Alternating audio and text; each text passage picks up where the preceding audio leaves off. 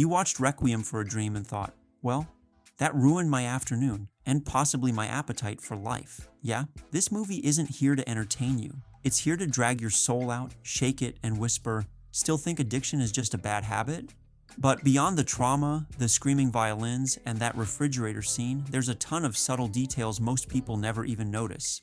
Stick around to the end, because I'll break down some hidden gems that make Requiem for a Dream more than just a cinematic gut punch. It's an actual masterclass in filmmaking. Before we start spiraling like Sarah Goldfarb on a diet pill binge, make sure to subscribe, click that notification bell, and drop a comment telling me what movie I should dissect next. I'm director Ammar Hejazi, and today we're diving into Requiem for a Dream, a film that proves sometimes the scariest monsters live in your own brain chemistry. Director of photography Matthew Libatique deserves a standing ovation and possibly a therapy dog. The camera work in this movie isn't just stylish, it's a weapon. Ever heard of the snorri cam? That's the rig where the camera is strapped to the actor's chest. It's used to trap you in their panic, their high, their crash. You're not just watching addiction, you're inside it. And the split screens? They separate people who are physically close but emotionally disconnected. Like Marion and Harry in bed, literally side by side, but mentally miles apart.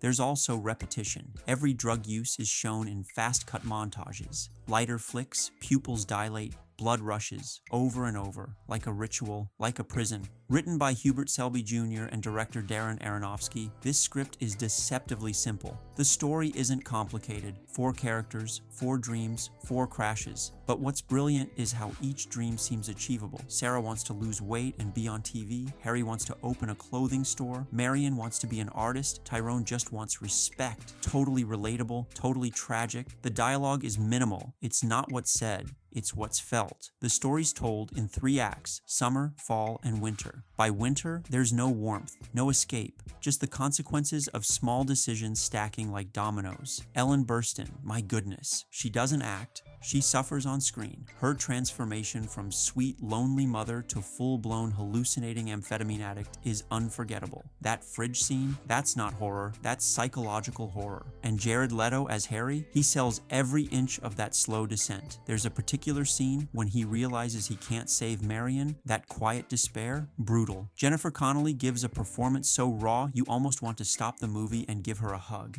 And Marlon Wayans, yes, the comedy guy, he delivers a performance that's layered, grounded, and heartbreaking. These actors didn't just read lines, they lived inside pain. Darren Aronofsky didn't just direct Requiem for a Dream, he orchestrated it. This movie is edited like a heartbeat on the verge of cardiac arrest. Fast, slow, skipping, racing. Aronofsky uses sound, rhythm, and repetition like instruments, especially in the 3rd act when everything collapses simultaneously. He also builds the entire film like a symmetry of suffering. Each character is isolated, their arcs mirror each other, but they never rescue each other. There's no hero, no redemption arc, just the cold reality of addiction. And let's talk about that score by Clint Mansell. You know it? Those strings? They're not just music, they're psychological warfare, time to hit you with some cinematic secrets you might have missed. In the beginning, the camera is often wider and warmer. By the end, it's tighter, colder. The world literally closes in. Sarah's red dress isn't just a weight loss goal, it symbolizes her desperation to feel seen. When she puts it on, it's not victory, it's collapse. Harry's infected arm is shown progressively until finally it's off screen when it's amputated. That's deliberate. The body's gone, so is the dream. Every major scene is punctuated by that same montage of drug use. But the rhythm speeds up each time, like a heartbeat approaching the end.